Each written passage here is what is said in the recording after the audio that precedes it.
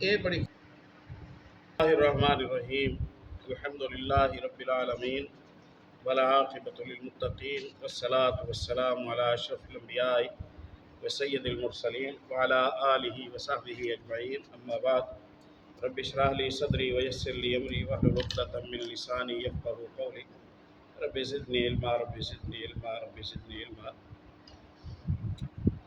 سیرت النبی صلی اللہ علیہ وسلم، مدینہ کے اولین ابتدائی حالات، مدینہ میں بسنے والی تین قومیں، ان کا مزاج، ان کے مالی حالات، ان کی دینی حالتیں، ان پر پچھلے اور اس سے پچھلے دو سبقوں میں بات ہوئی تھی اور بات مکمل نہیں ہوئی تھی۔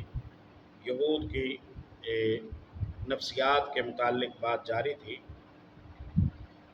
اور فی الواقع امت محمد صلی اللہ علیہ وسلم کے ہر عام خاص، سیاسی، مذہبی رہنما، عوام، حکمران، مرد، عورت، بچے، بوڑھے، بیمار، تندرست، ہر مسلمان کو اس طبقے کی پوری اور صحیح آگاہی ہونا ضروری ہے۔ یہ اگر تعارف مدھم پڑ جائے تو یہ طبقہ ہماری لا علمی سے فائدہ اٹھاتے ہوئے امت محمد صلی اللہ علیہ وسلم کو ہمیشہ زخم پہنچانے کی کوشش کرتا ہے اور ہمیشہ تقریباً کامیاب ہو جاتا ہے۔ تو بہت ضروری ہے کہ ہر مسلمان، چاہے باعمل ہو چاہے بے عمل ہو، چاہے کسی بھی اہل اسلام کے طبقے سے تعلق رکھتا ہو، چاہے کسی بھی شعبے سے تعلق رکھتا ہو، چاہے مذہبی ہو، غیر مذہبی ہو، نمازی ہو، بے نماز ہو، فاسق ہو، فاجر ہو، بدکار ہو، شرابی ہو، جو فرد بھی مسلمان ہے، کلمہ گو ہے، اسے دوست دشمن کی پہچان کے حوالے سے غلطی نہیں لگنی چاہیے۔ یہ لازم ہے۔ یہودیوں کے متعلق مصنف لکھتے ہیں کہ یہ لوگ سازشوں، دسیسہ کاریوں اور جنگ و فساد کی آگ بھڑکانے میں بہت ماہر تھے، سامنے بھی نہ آتے تھے اور آگ بجھنے بھی نہ دیتے تھے۔ اور یہ مدینے میں اوس و خزرج کے ہمسائے تھے۔ یہ منحوس اور برا ہمسایہ جب سے آیا، اس نے ان دو قبیلوں کے درمیان پاس بیٹھ کر انہیں ایک دوسرے کا دشمن بنا دیا، ایک دوسرے کے خلاف انہیں بھڑکاتے رہتے تھے اور ایک دوسرے کے خلاف جنگوں کا ماحول پیدا کر دیتے تھے۔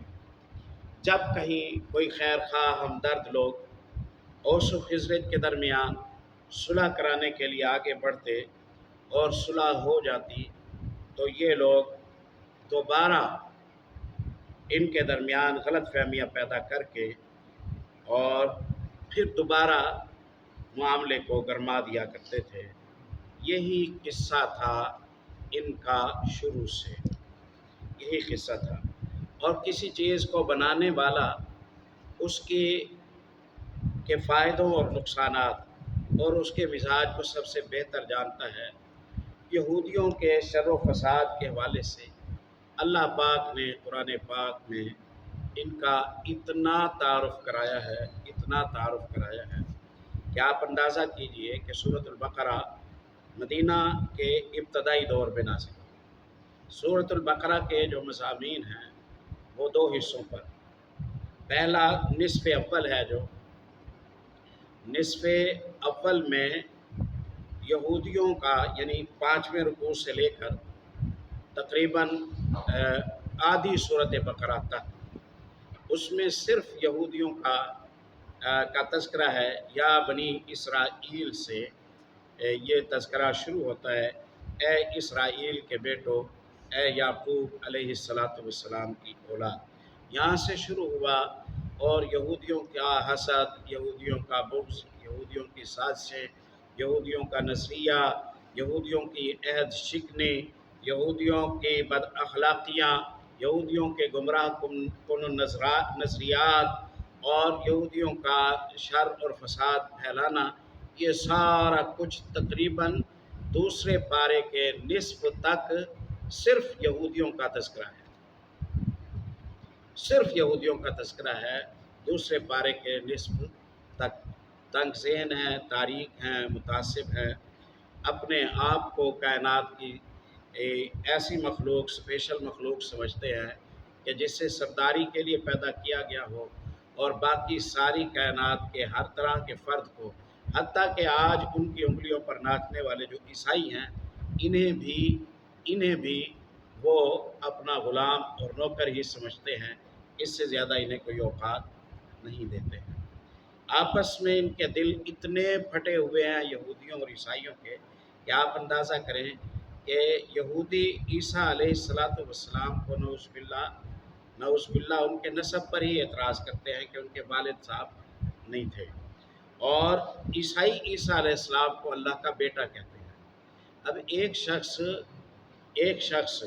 عیسیٰ علیہ السلام کا نسب ہی نہیں مانتا، اور دوسرا شخص عیسیٰ علیہ السلام کو اللہ کا بیٹا کہتا ہے، تو عقیدوں میں کتنی دوری ہے، عقیدوں میں کتنی دوری ہے۔ لیکن اسلام اور مسلمانوں کے خلاف یہ جب جمع ہوتے ہیں تو ایک دوسرے کے لیے قربانیاں دیتے ہیں، ایک دوسرے کے لیے خرچے کرتے ہیں، ایک دوسرے کے لیے جانیں دیتے ہیں، ایک دوسرے کے لیے افراد میسر کرتے ہیں، یہ ان کی فطرت ہے۔ تو آج امت مسلمہ کو ضرورت ہے کہ وہ یہ سمجھے الکفر ملت واحدہ، کہ جو تمام دنیا کے کفار ہیں، جس نام سے ہوں اور جس طبقے سے اور جس علاقے سے تعلق رکھتے ہوں، وہ سب ایک مذہب، ایک ملت، ایک دین ہے، اور ان کے مقابلے میں اہل اسلام ایک مذہب، ایک ملت اور ایک دین ہے۔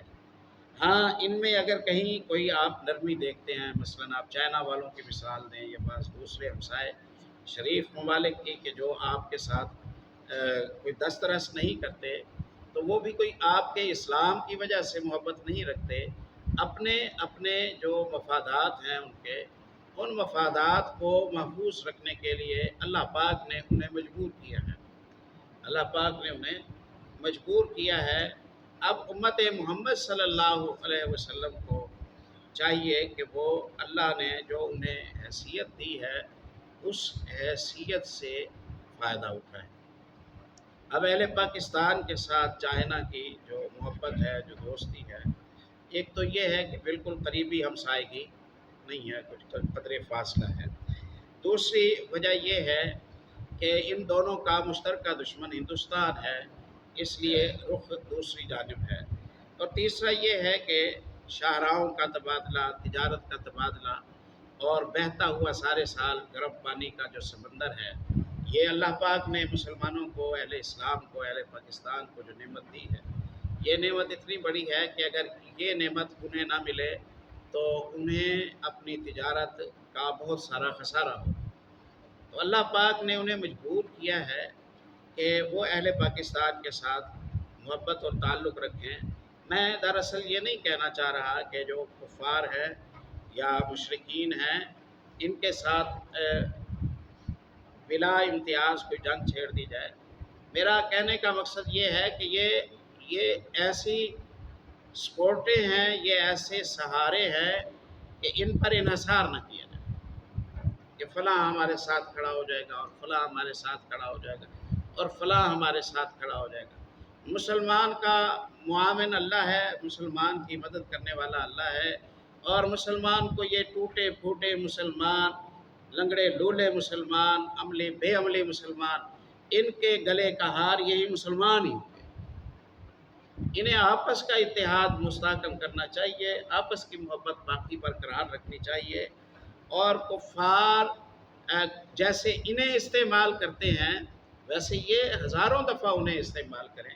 جغرافیکلی طور پر اللہ نے امت محمد صلی اللہ علیہ وسلم کو جو خطے دیے ہیں وہ دنیا کے سب سے بہترین خطے ہیں، ورنہ کیا پڑی تھی انگریزوں کو ہندوستان میں آ کر حکومت کرنے کی، یا انہیں افغانستان میں آنے کی، یا پاکستان میں انہیں مداخلت کرنے کی، یا بلوچستان میں انہیں آنے کی اور سازشیں کرنے کی۔ اللہ نے ہمیں خزانوں سے بھر دیا ہے، افراد سے بھر دیا ہے، علم سے بھر دیا ہے، صلاحیتوں سے بھر دیا ہے، اللہ پاک نے دولتوں کے انبار لگا دیے ہیں، تو وہ ہماری سادگی سے، ہمارے بھولے پن سے فائدہ اٹھا کر وہ ہم سے مفادات حاصل کرنا چاہتے ہیں۔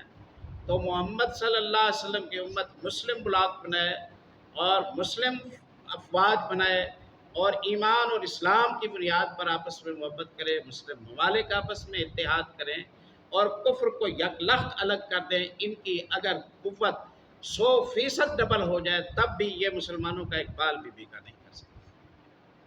یہ بال بھی ان کا ہتھیار ہی یہی ہے، ان کا ہتھیار ہی یہی ہے کہ ان کو ٹوٹ پھوٹ کا شکار کرو، یہ آپس میں لڑتے بھیڑتے رہیں، مرتے رہیں اور اپنا کام اسی بنیاد پر چلاؤ۔ جس بندے نے 50 سال بعد خطرناک بننا ہوتا ہے ان کے لیے، اس بندے پر یہ پہلے سے نظر رکھتے ہیں اور اسے کمزور کرنے اور اسے پریشان کرنے کا یہ سلسلہ ہے۔ آپ دیکھیے سعودیہ کے حکمران شاہ فیصل رحمۃ اللہ علیہ کو انہوں نے ان کے گھر جا کر ان کے بھتیجے کے ذریعے قتل کرا دیا، خاندانی اختلافات پیدا کرا کے۔ تو یہ لوگ بہت گہری سازشیں رکھتے ہیں، سوجھ بوجھ تو ہم اسے نہ کہیں، بندر کا دماغ اس سے بھی زیادہ شاید تیز ہوتا ہوگا، لومڑی کا دماغ اس سے بھی زیادہ تیز ہوتا ہوگا۔ جو دماغ شر میں استعمال کرتا ہو وہ قابل قدر دماغ نہیں ہوتا۔ یہ شریر اور بدبخت لوگ ہیں، ان میں اللہ نے بنایا اور اللہ نے بتایا لَتَجِدَنَّ أَشَدَّ النَّاسِ عَدَاوَةً لِلَّذِينَ آمَنُوا الْيَهُودُ وَالَّذِينَ أَشْرَكُوا۔ مسلمانوں کے سب سے بڑے دشمن ایمانداروں کے وہ لوگ ہیں جو یہودی ہیں۔ مسلمانوں کے سب سے بڑے دشمن یہودی ہیں۔ اس لیے ہم جب بھی مار کھاتے ہیں ہم ان کے ساتھ دوستی کا ہاتھ آگے بڑھاتے ہیں، ہم ان کے فریب میں آ جاتے ہیں، ہم ان کی چالوں میں آ جاتے ہیں، ہم ان کے پیسے کے چکر میں آ جاتے ہیں، ہم ان کی سہولیات کے چکر میں آ جاتے ہیں، ہم ان کی رشوتوں کے چکر میں آ جاتے ہیں، ہم ان کی سازشوں کے چکر میں آ جاتے ہیں اور ہم اپنا نقصان کر بیٹھتے ہیں۔ کوئی نقصان نہیں ہوا، اب بھی امت محمد صلی اللہ علیہ وسلم جمع ہو جائے، دین کی بنیاد پر جمع ہو جائے، متحد ہو جائے، متفق ہو جائے، ادب اختلاف جو ہے اسے سمجھے، سنبھالے، نظریات ایک دوسرے پر مسلط نہ کرے، تحمل رکھے اور آپس کا جتنا ان کا اتفاق ہوگا اتنا یہ دشمن کے شر سے محفوظ رہے۔ اوس و خزرج کے بھولے بھالے لوگوں کو یہ لڑا لڑا کر یہ اپنا کام کر رہے تھے اور آج بھی یہودیوں کا یہی سلسلہ ہے۔ سچی بات یہ ہے یہ آج سال سے زیادہ عرصہ ہو گیا ہے، فلسطین میں جو قتل عام ہو رہا ہے سال سے زیادہ عرصہ ہو گیا ہے اور امت محمد صلی اللہ علیہ وسلم تاریخ کے شرمندہ کن کردار ادا کر رہی ہے اور اپنے لیے ذلت و رسوائی کا دراصل حقیقت یہ ہے کہ سامان کر رہی ہے۔ امت محمد صلی اللہ علیہ وسلم اپنی ذمہ داریاں پوری نہیں کر رہی ہے اپنے مقام کے لحاظ سے۔ اگر مسلمان بطور مسلمان سب جمع ہو جاتے اور ایک اعلان کر دیتے، بس ایک اعلان کر دیتے تو یہ کیفیت نہیں ہونی تھی، یہ دن نہیں دیکھنے پڑتے۔ ان کی بندوق سے ایک گولی بھی نہ نکلتی اگر مسلمان تمام مسلم ممالک کھڑے ہو جاتے، لیکن کیا کریں، پوری امت مسلمہ تو جکڑی ہوئی ہے نا ان کے ہاتھوں میں، اس لیے کوئی کیا کس سے گلا کرے۔ اور ہم بھی کوئی بڑی باتیں نہیں کرتے ہیں، نہیں معلوم کہ کل کلا اگر ہم اس منصب پر ہوں تو ہم اس سے بھی برا کردار ادا کریں، ایسا نہیں۔ تو پچھلے نقصان پر رونا دھونا اسے چھوڑیں، ہم اپنے مقام پر ہم اپنا کردار ادا کریں، دوست دشمن کی پہچان کریں۔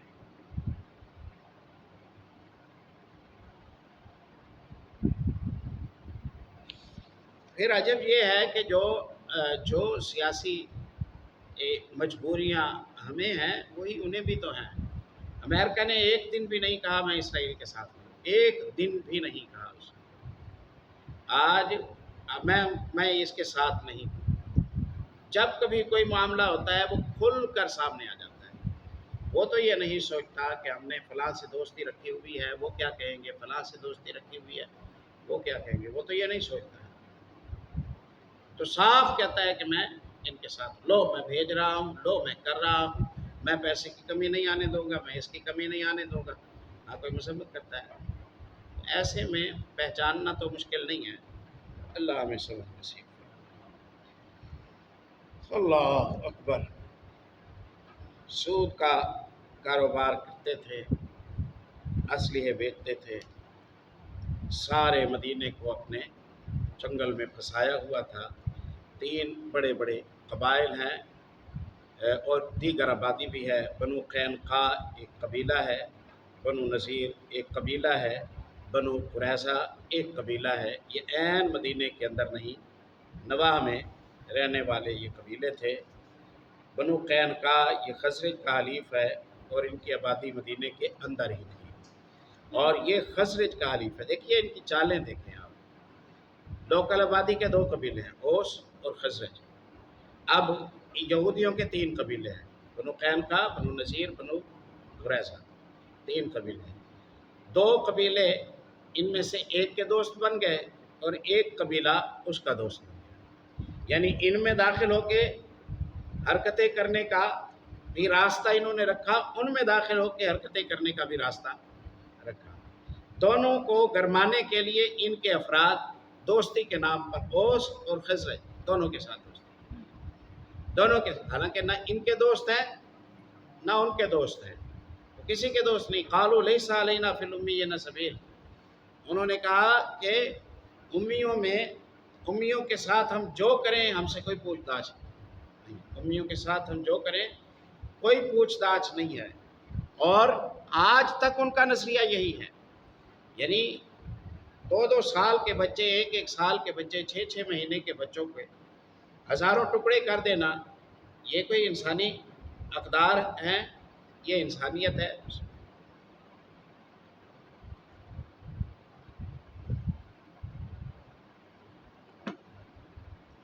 वरना देखा ये जाता है कि जब उम्र रसीदा कोई होता है, बुजुर्ग हो जाता है, तो उसमें शरफ़ व शराफ़त आ जाती है और उसमें इंसानियत ज़्यादा बढ़ जाती है। चाहे ज़िंदगी में डकैतियाँ करता रहा हो, जब बूढ़ा हो जाता है, कमज़ोर हो जाता है, तो वो अब वो काम छोड़ के अल्लाह की तरफ पलटता है। इसी तरह होता है ना। इनके इनके जो बड़े बड़े इनके क्या वो कहते हैं, थिंक टैंक कहते हैं, जो इनके सरबराह हैं, जो मुअज़्ज़िज़ीन हैं, इन्हें देखें आप, ये 80-80 साल के, 70-70 साल के बुढ़े हैं, ये इजलास करते हैं और इन इजलासों में ये मुसलमानों को और इंसानियत को कत्ल करने के फ़ैसले करते हैं। पता नहीं इन्हें उस वक्त ये फ़ैसले करते हुए, ये राहें बनाते हुए, ये राहें खोलते हुए कहीं अमराज फैलाते हैं जानवरों में, कहीं इंसानों में अमराज फैलाते हैं, कहीं साजिशें करते हैं, कहीं मुसलमान गिरोहों को एक दूसरे के ख़िलाफ़ लड़ाते हैं, कहीं अमलाक को लूटते हैं, कहीं जहर आलूद चीज़ें कौमों के अंदर फैला देते हैं। शुरू से ये करते आ रहे हैं। डर नहीं लगता, डर नहीं लगता। कब्र पे पाँव होते हैं तब भी ये लोग साजिशें कर रहे होते हैं, क्योंकि पीछे नज़रिया गंदा खड़ा है। लैसा अलैना फ़िल उम्मिय्यीन सबील वाला नज़रिया खड़ा है। इसलिए उनके नज़दीक इंसान और इंसानियत की कोई हैसियत नहीं है। इसलिए उन्हें वो बर्बाद करना, तबाह करना, उनको मिटा देना, ये उनके लिए कोई मुश्किल काम नहीं है। ये तो फैसला करते हैं ना कि आबादी ज़्यादा हो गई है, लिहाजा अब आबादी को कम करने के लिए कोई खाता। कोरोना के हवाले से ये अफवाहें फैली थी ना, कोरोना के हवाले से कि भाई बुढ़े बहुत हो गए हैं, लिहाजा कोई ऐसी बीमारी फैलाओ, 60 साल के ऊपर वाले, लंबी उम्रें पाने वाले, बस अब ये जाएँ और दुनिया की जान छोड़ें। तो दुनिया के मालिक हो तुम खालिक हो, तुम रब हो। इस तरह के इस्लाम ही है जो इंसानियत सिखाता है और इंसानी बका का ज़ामिन है और इसे महफूज करने वाला है। तो ये चीज़ आज हम मुसलमानों को समझने की ज़रूरत है। बनु नज़ीर और बनु कुरैज़ा ये दोनों औस के हलीफ थे और बनु कैनका ये खज़रज के हलीफ थे। और ये तीनों कबीले जो है ना मदीने और मदीने के आसपास रहते हैं। میں نے پچھلے درس میں ذکر کیا تھا کہ 120 سال سے جنگیں ہو رہی تھیں اوس اور خزرج کے درمیان، پیچھے یہی لوگ تھے، تو یہ انسانیت کے مجرم ہیں، یہ امن انسانی کے مجرم ہیں، یہ نباتات کے مجرم ہیں، یہ ہواؤں فضاؤں کے مجرم ہیں، وہ موسموں کے مجرم ہیں، یہ جنگلی زندگی کے مجرم ہیں، یہ جہاں ہیں وہاں فساد ہے، یہ جہاں ہے وہاں فساد ہی فساد ہے، اور وہ بدھو ہیں، وہ بے وقوف ہیں، وہ احمق ہیں جو انہیں محبتوں کی نگاہ سے دیکھتے ہیں، رشک کی نگاہ سے دیکھتے ہیں۔ کم از کم اتنا تو ہو کہ انہیں رشک کی نگاہ سے نہ دیکھا جائے، ان کی حتیٰ کہ اچھائیوں کی بھی تعریف کرنے کی بجائے امت محمد صلی اللہ علیہ وسلم میں جو قائدین گزرے ہیں، جو لیڈر گزرے ہیں، اصحاب گزرے ہیں، تابعین گزرے ہیں، تبع تابعین، محدثین گزرے ہیں، ان کی مثالیں قوم کے سامنے رکھی جائے، ان کی مثال نہ سامنے رکھی جائے، ان کی تعریفیں کر کر کے امت مسلمہ کو ان سے مروب نہ کیا جائے۔ اب ظاہر ہے جب یہ دیکھ رہے ہیں کہ اوس اور خزرج کے لوگ جو ان کے ہتھے چڑھے ہوئے تھے، وہ اگر محمد صلی اللہ علیہ وسلم کی زیر تربیت آ گئے تو ان کی ساری دکان بند ہو جائے گی، اس لیے اصل اسلام کے کھرے دشمن یہ تھے، لیکن یہ جنگجو نہیں تھے، بہادر نہیں تھے، اس لیے یہ کھل کر سامنے نہیں آتے تھے۔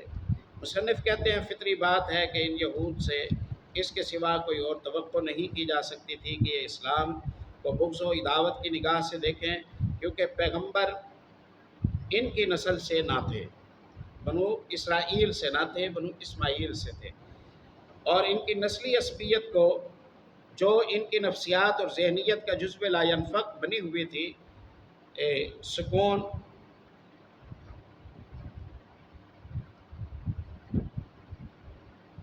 یہ منظور نہ تھا کہ بنو اسماعیل سے نبی آئے، اس لیے انہوں نے دشمنی کی ٹھان لی۔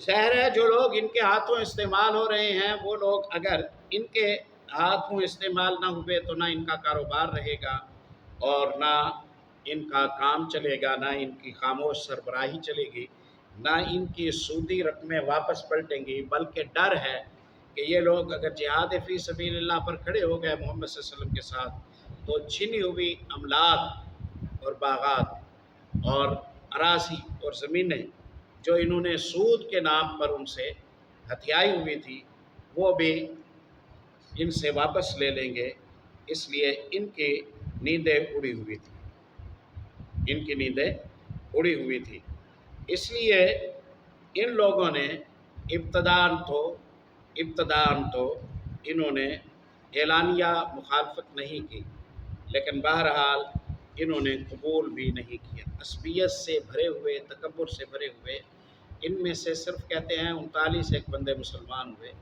700 بندہ تقریباً بنو قریظہ میں، آگے پڑھیں گے ہم، 700 بندہ کٹ گیا، گردنیں کٹ گئی، 700 بندہ جنگی مجرم تھے، اور ان کے پاس راستہ تھا جان بچانے کا، یہ مسلمان ہو جائیں، ان کی غلطیاں معاف کر دی جائیں، لیکن انہوں نے کٹ جانا برداشت کیا اور انہوں نے مسلمان ہونا برداشت نہ کیا، اتنا تو گھمنڈ ہے۔ دو واقعے یہاں لکھے ہیں مصنف نے، ایک واقعہ لکھا ہے ام المومنین سیدہ صفیہ بنت حیی رضی اللہ تعالیٰ عنہا۔ حیی ابن اخطب جو یہودیوں کے سربراہوں میں سے تھا، اس کی بیٹی ہے صفیہ بنت حیی ام المومنین رضی اللہ تعالیٰ عنہا۔ وہ خود اپنا واقعہ بیان کرتی ہیں، جنگ خیبر کے قیدیوں میں سے تھی، پیارے نبی صلی اللہ علیہ وسلم نے انہیں آزاد فرمایا، ان سے رضامندی لے کر انہیں اپنے نکاح میں آپ صلی اللہ علیہ وسلم نے شامل فرمایا۔ ام المومنین فرماتی ہیں، مجھے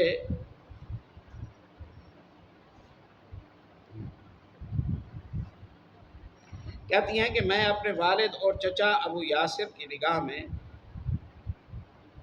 سب سے زیادہ چہیتی تھی، والد کی بھی لاڈلی تھی، چچا کی بھی لاڈلی تھی۔ اور میں چچا اور والد سے جب کبھی ان کی کسی بھی اولاد کے ساتھ ہوتی تھی تو وہ اپنی اولاد کو چھوڑ کر میرے چچا مجھے اٹھا لیتے تھے۔ چچاؤں کا جیسے ہوتا ہے بھتیجوں کے ساتھ معاملہ، ویسے ہی تھا۔ جب رسول اللہ صلی اللہ علیہ وسلم مدینہ تشریف لائے، قباء میں بنو عمرو ابن عوف کے یہاں نزول فرمایا، یعنی ابھی قباء میں ہی تھے اور مدینے نہیں پہنچے تھے، تو میرے والد حیی ابن اخطب اور میرے چچا ابو یاسر آپ صلی اللہ علیہ وسلم کی خدمت میں صبح تڑکے حاضر ہوئے اور غروب آفتاب کے وقت واپس آئے۔ سارا دن رسول اللہ صلی اللہ علیہ وسلم سے ملنے کے لیے گئے اور جائزہ لیتے رہے تاکہ یہ فیصلہ کیا جا سکے یا پہچانا جا سکے کہ آخری نبی جن کے بارے میں ہماری کتابوں میں نشانیاں آئی ہیں، کیا یہ صاحب وہی ہیں یا کوئی اور ہیں۔ شام کو تھکے ماندے گرتے پڑتے لڑکھڑاتی چال چلتے ہوئے گھر آئے۔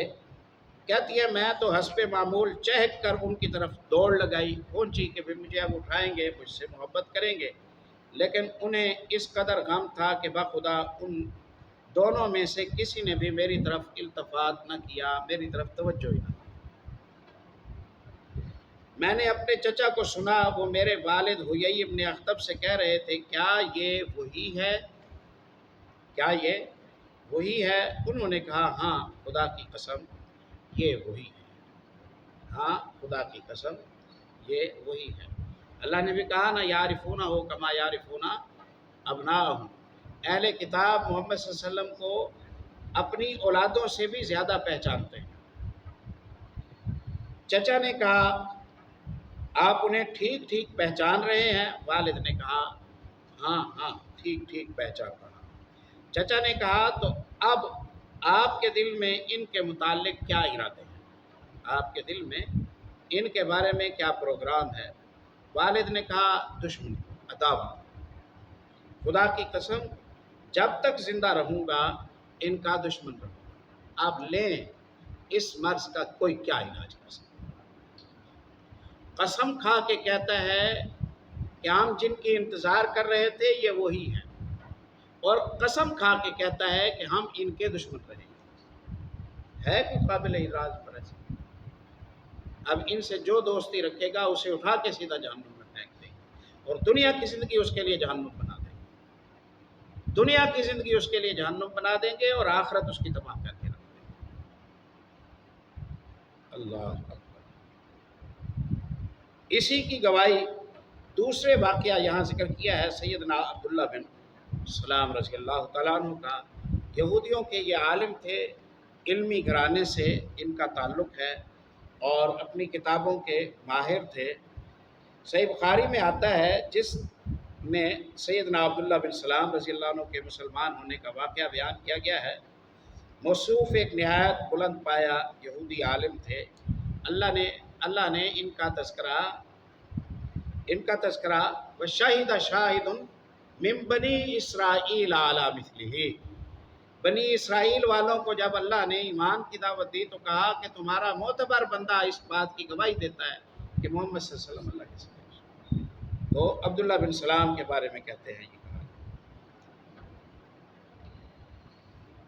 آپ کو جب وہ بنو النجار میں رسول اللہ صلی اللہ علیہ وسلم کی تشریف آوری کی خبر ملی تو آپ کی خدمت میں بعجلت تمام حاضر ہوئے، یعنی جلدی جلدی آپ پہنچے، اور چند سوالات پیش کیے جنہیں صرف نبی ہی جانتا تھا۔ جب نبی صلی اللہ علیہ وسلم کی طرف سے ان کے جوابات سنے تو وہیں اسی وقت مسلمان ہو گئے۔ سبحان اللہ۔ پھر آپ سے کہا کہ یہود ایک بہتان باز قوم ہے، یہودی ایک بہتان باز قوم ہے، اگر انہیں اس سے قبل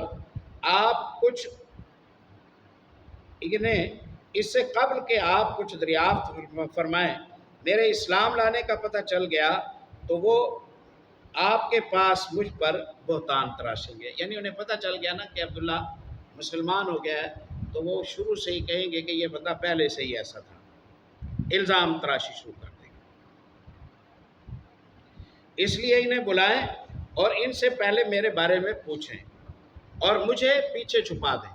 پیچھے انہیں چھپایا گیا، یہودیوں کو بلایا گیا۔ آپ صلی اللہ علیہ وسلم نے فرمایا تمہارے اندر عبداللہ بن سلام کی کیا حیثیت ہے؟ انہوں نے کہا عالمنا وابن عالمنا وخیرنا وابن خیرنا، ہمارا سب سے بڑا عالم ہے، اس کے والد گرامی بھی ہمارے سب سے بڑے عالم تھے اور ہمارا سب سے اچھا آدمی ہے، اس کے والد بھی سب سے اچھے آدمی تھے۔ جب انہوں نے یہ کہا تو آپ صلی اللہ علیہ وسلم نے فرمایا کہ اگر وہ مسلمان ہو جائیں تو تمہارا کیا فیصلہ ہوگا؟ تو اس پر انہوں نے کہا کہ اللہ انہیں محفوظ رکھے گا۔ اس دوران عبداللہ ابن سلام رضی اللہ عنہ باہر آئے اور انہوں نے آ کے کہا اشہد اللہ الہ الا اللہ و اشہد ان محمدً عبدہ و رسولہ۔ اب کیا کہیں؟ ابھی خیرنا وابن خیرنا کہا تھا، اور ابھی وہ جسے خیر کی سند دی تھی وہ مسلمان ہو رہے ہیں، تو انہی قدموں پر کھڑے ہوئے کہا شرنا وابن شرنا، شرنا وابن شرنا، یہ بھی برا ہے اور اس کا باپ بھی برا تھا۔ یعنی انہیں بس وہ اچھا لگتا ہے جو ان کی ہاں میں ہاں ملا ہے، اور جو ان کے ساتھ تعلق نہ، ان کے مفادات کے مطابق نہ چلے وہ اچھا نہیں ہے، چاہے کیسا بھی۔ تو ابتداً یہ دو واقعے یہ بتاتے ہیں کہ یہودیوں کی جو سوچنے سمجھنے کی صلاحیت وہ کیا تھی۔